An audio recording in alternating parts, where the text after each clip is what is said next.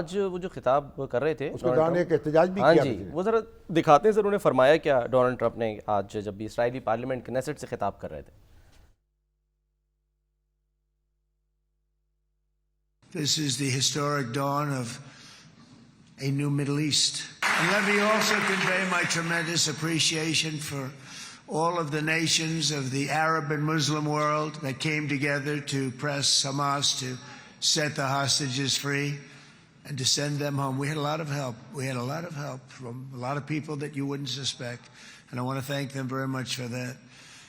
It's an incredible triumph for Israel and the world to have all of these nations working together as partners in peace.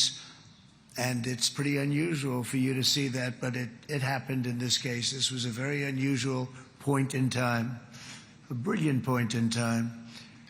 Generations from now, this will be remembered as the moment that everything began to change and change very much for the better. Like the USA right now, it will be the golden age of Israel and the golden age of the Middle East. It's going to work together.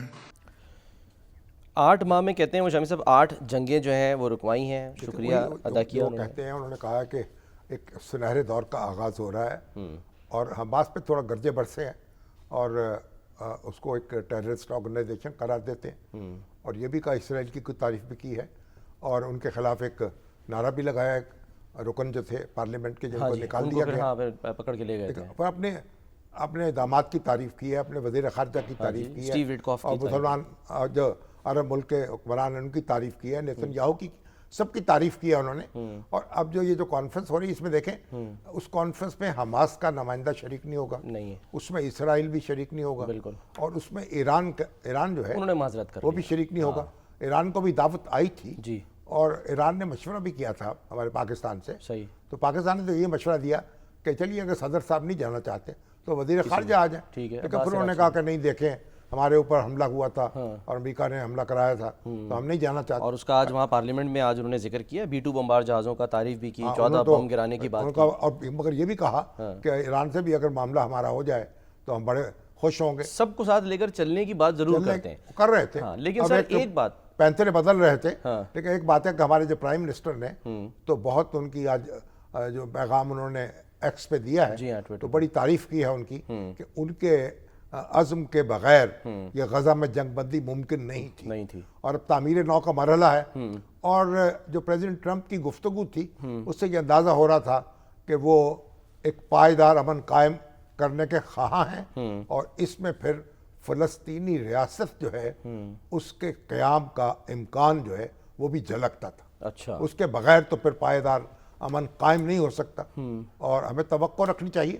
بہرحال ہمارے وزیر اعظم آج وہاں موجود ہیں. سر جو Donald Trump کا خطاب تھا اس میں ظاہر ہے نیگوسیشن از این آرٹ, انہوں نے جو ہے وہ بات کی, لیکن ایک سے زیادہ بلکہ میں نے کوشش کی گننے کی کوئی 7-8 دفعہ انہوں نے ابراہم اکارڈ کا ذکر کیا. ٹھیک ہے, تو یعنی کہ ہم یہ سمجھیں کہ اب اگلا جو اسٹیپ ہوگا اس کے بعد ظاہر ہے تعمیر نو یہ سب کچھ ہو گیا, اس کے بعد اگلا اسٹیپ ابراہم اکارڈ ہوگا. دیکھیے یہ تو اب ان کا اپنا ایک اپنی آرزو ہے نا. اب جب اس پہ بحث ہوگی اس کے سارے نکات دیکھے جائیں گے اور پھر دیکھیں گے کہ اگر جو فلسطینی ہیں وہ بڑا فریق تو وہ ہے نا, وہ ان کا اطمینان ہوتا ہے. اور اسرائیل جو ہے اگر ایک فلسطینی ریاست وجود میں آتی ہے اور سعودی عرب اور دوسرے ممالک اور فلسطینی اسے تسلیم کرتے ہیں تو پھر پاکستان بھی ان کے ساتھ ہوگا. تو یہ تو ایک پروسیس کا آغاز ہو رہا ہے اور ہمیں اس کو آگے بڑھانا ہے اور کوشش کرنی ہے کہ جو منزل پر پہنچ جائیں, اور منزل ہے آزاد فلسطینی ریاست تو ہے اس کا قیام.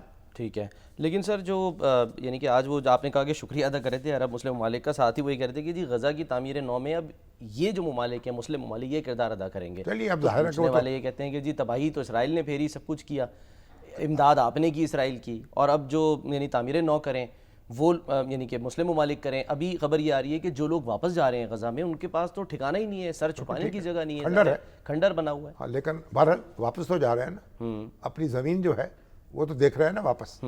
اور اب جو بھی ہے اب ابھی جنگیں جو ہوتی ہیں ان کے بعد کوئی تاوان وصول کیا جاتا ہے, تاوان تو پھر وہاں وصول کرتے ہیں. اگر حماس کو میدان جنگ میں فتح مل جاتی تو پھر تاوان وصول کر لیتی. تو اب تو یہ نہیں, دیکھیے یہ تو باتیں اب جذبات کا اظہار جو ہے اس سے مسائل حل نہیں ہوتے. اچھا حقائق کو دیکھتے ہوئے جو زمینی حقیقتیں ہیں ان کو دیکھتے ہوئے آپ کو اقدام کرنا پڑتا تو ہے. زمینی حقیقت یہ بھی ہے سر کہ پھر نیتن یاہو کی جتنی وہ تعریف کر رہے ہیں اس کا مطلب ہے کہ جو مسلمان ممالک یا سب چاہ رہے تھے کہ جی وہ کٹہرے میں آئے وہ اب نہیں ہوگا. کوئی کون چاہ رہا تھا کٹہرے میں آئے؟ ابھی تک آیا کٹہرے میں؟ کون لائے گا کٹہرے میں؟ انٹرنیشنل کون کورٹ سر کہہ رہا ہے کہ جی نیتن یاہو کو کہ وہ وار کرمنل ہے. کون لائے گا؟ ہاں یہی تو سوال ہے. تو آپ صرف آپ نعرے لگا رہے ہیں نا، نعروں سے نہیں آپ یعنی تو کہ نہیں سہیل possible.